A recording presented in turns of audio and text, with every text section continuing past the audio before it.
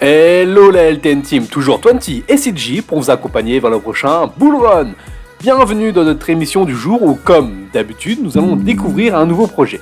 Le sujet du jour entre dans la catégorie utilitaire pour plusieurs segments et notamment celui du gaming.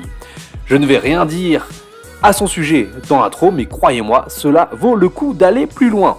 Après quelques semaines de repos pour les émissions longues, nous sommes donc de retour comme la Team Rocket, mais pas pour vous jouer un mauvais tour. Petite nouvelle sur l'évolution de la LTN Team et sur la vision que nous avons sur les prochains mois. Nous allons vous proposer une émission Twitch par semaine et une présentation de projet au lieu de 2. En plus de cela, nous nous posons la question pour lancer un podcast sur lequel nous échangerons sur différentes choses concernant les cryptos et notamment l'aspect psychologique. D'ailleurs, dites-nous en commentaire ce que vous en pensez. En tout cas, nous sommes de plus en plus nombreux dans la team et nous vous en remercions. D'ailleurs, pour ne pas rater nos prochaines émissions et nos JT quotidiens, surtout, abonne-toi. Et si en plus tu peux mettre un like afin de récompenser le travail que nous fournissons au quotidien, ce serait parfait. On rappelle que nous ne sommes que deux potes passionnés qui vous transmettons cette passion tous les jours et en aucun cas nous apportons des conseils financiers.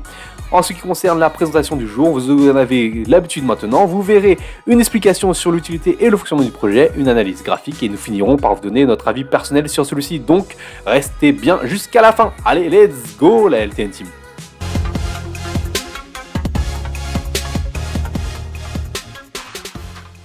Bonjour à tous, bonjour 20. Le projet du jour est celui de Render Network avec son token le RNDR. Les processeurs ont pris une place importante dans un monde où absolument tout aujourd'hui est électronique et on ne va pas s'en plaindre car tout cela rend à la fois notre vie plus facile mais également plus logique. Alors que nous parlons ces derniers temps beaucoup de jeux vidéo orientés Web3, au-delà du fait que ces jeux apporteront une expérience nouvelle aux utilisateurs de par les possibilités offertes par la blockchain, comme les Play to Earn par exemple, on sait que le nerf de la guerre reste l'aspect graphique du jeu. Dans un monde où nous avons le droit à des œuvres telles que Red Dead Redemption ou encore God of War, on ne peut pas se contenter d'images telles que celles d'Axie Infinity. Sinon, il n'y aura pas d'adoption de masse du gaming crypto par le grand public. Et RNDR vient donc sur ce marché en proposant tout simplement un support en ligne pour que les développeurs et les créateurs d'un accès à un GPU. Qu'est-ce qu'un GPU ? C'est tout simplement la carte graphique qui va vous permettre d'assurer les calculs d'images et de nous fournir des graphismes plus ou moins beaux. Avant d'enchaîner sur le projet en lui-même, il est tout de même bon de rappeler qu'aujourd'hui, les gros acteurs en matière de GPU ne sont autres que AMD ou encore Nvidia. On est donc sur un segment très costaud, mais vous allez le voir, RNDR apporte quelque chose de novateur par rapport aux gros faiseurs du secteur. Nous sommes donc sur le secteur de fournisseurs de GPU en étant le premier pourvoyeur décentralisé pour la création digitale. Concrètement, comment cela fonctionne-t-il ? Il faut savoir que le jeton RNDR est au centre du projet. Nous avons ici affaire à un token ayant une vraie utilité. Il s'agit d'un jeton ERC20 qui est utilisé pour payer les différents services tels que les rendus d'animation, les graphiques, etc. Pour ceux qui ont connu Emule, oui, je suis vieux, je le sais, nous sommes sur un système techniquement similaire en peer-to-peer, où des fournisseurs mettent donc à disposition une force de calcul à des créateurs dans le besoin. Les créateurs paient en RNDR.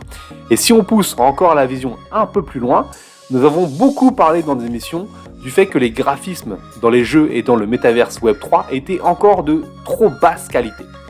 RNDR doit permettre aux créateurs de développer des choses de meilleure qualité à moindre coût. Un petit tour maintenant, comme on aime, sur CoinGecko pour voir les petites données statistiques et chiffrées. On voit qu'aujourd'hui, il est à la 48e place de CoinGecko. Vous verrez, on en reparlera un petit peu plus tard. On arrive sur une capitalisation de quasiment 1 milliard, donc c'est pas n'importe quoi. Si on prend la capitalisation après dilution, on est sur 1,4 milliard, donc on est proche. Et on va le voir ici, parce qu'on a 366 millions de tokens en circulation contre un total de 531. Donc on est grosso modo à 70% de tokens relâchés, ce qui veut dire qu'il n'y aura pas de grosse relâche qui va arriver sur le marché et qui pourra faire bouger fortement le prix, surtout à la baisse. Également, une analyse intéressante, c'est sur l'équipe que constitue le projet. Donc on voit ici son fondateur, Jules.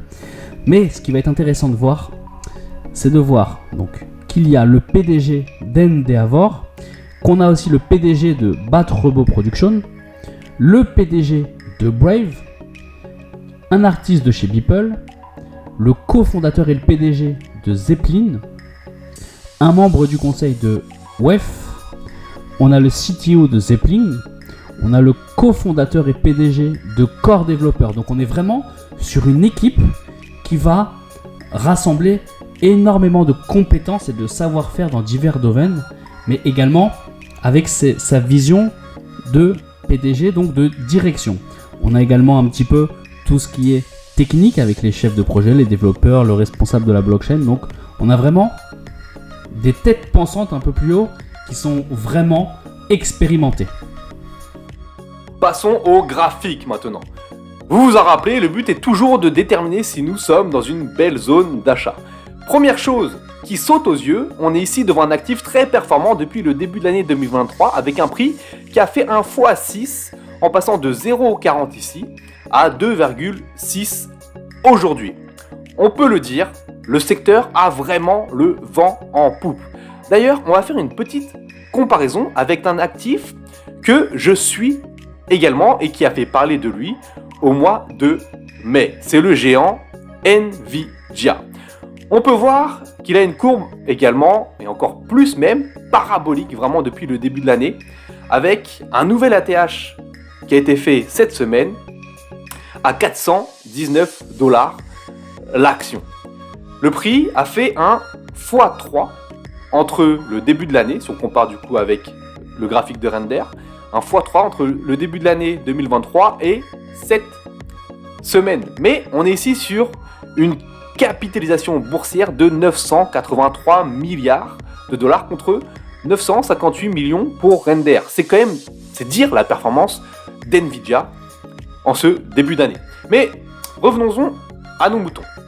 La première question à se poser à ce moment, avant même d'analyser le graphique, quand on a vu du coup que le prix a fait un x6, c'est est-ce que je rentre sur un actif aussi vertical ou vaut-il mieux attendre un retracement?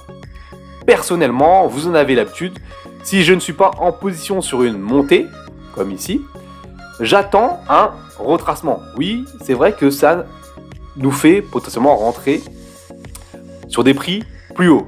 Mais je n'aime vraiment pas rentrer sur des graphiques qui sont trop haussiers.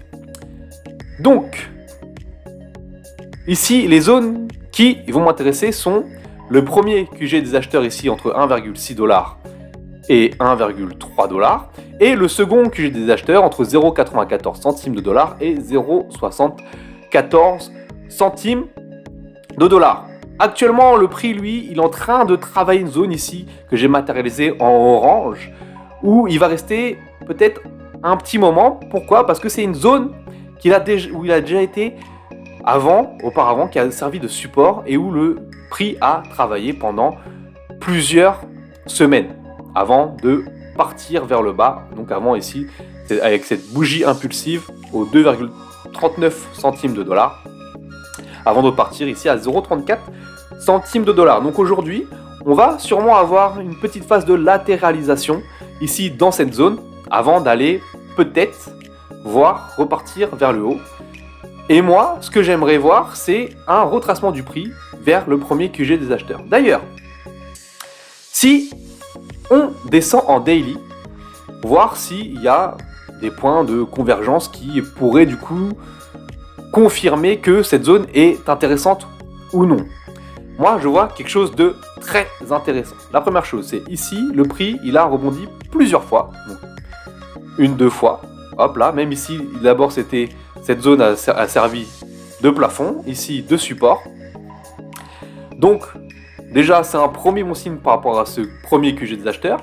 Second bon signe que je vois, personnellement, c'est ça. Si on trace un Fibonacci du plus bas ici au plus haut, on voit que on est sur les 0,618. Le début du premier QG des acheteurs est sur les 0,618 du Fibonacci en daily. Donc, vraiment très intéressant. Et si on met les moyennes mobiles, on voit ici la moyenne mobile 200 périodes, du coup ici en daily, qui est en train de monter et potentiellement du coup rejoindre ce premier QG des acheteurs aussi. Donc, patience. Je pense que pour rentrer, il faut attendre que le prix revienne ici aux alentours des 1,68 $, avant du coup de prendre position et aller chercher des profits. Donc pour les TP, premier TP, moi je le prendrai dans cette box orange, donc, qui représentera déjà un x2 par rapport au premier QG des acheteurs. Ensuite ici à 4 $, 5 $ et 6 $, et on laissera courir un solde vers l'infini et au-delà. En étant sur le secteur de la GPU, ils sont vraiment sur le bon segment du moment. Nous venons de voir une explosion énorme du leader de marché, Nvidia. Au-delà de ça, ils sont vraiment à la croisée de plusieurs chemins car ils peuvent être utiles au metaverse, au gaming, au NFT et également à l'intelligence artificielle. C'est vraiment la hype du moment. Donc en termes d'activité, difficile de faire mieux. C'est un projet qui peut prendre une grande place sur le prochain bull run, vu l'importance qu'il est en train de prendre petit à petit. Nous allons le garder à l'œil parce que nous l'avions vu au-delà de la 100e place en début d'année sur CoinGecko. Et petit à petit, il grignote de la marge, il grignote du market cap et il se retrouve maintenant au top 50, signe de sa montée en puissance. Si l'opportunité se présente, nous allons sûrement investir dessus car il se trouve sur des segments d'activité qui nous plaisent. En espérant que cette présentation vous aura plu, on se retrouve la semaine prochaine pour une nouvelle présentation de projet. Ciao la LTN Team!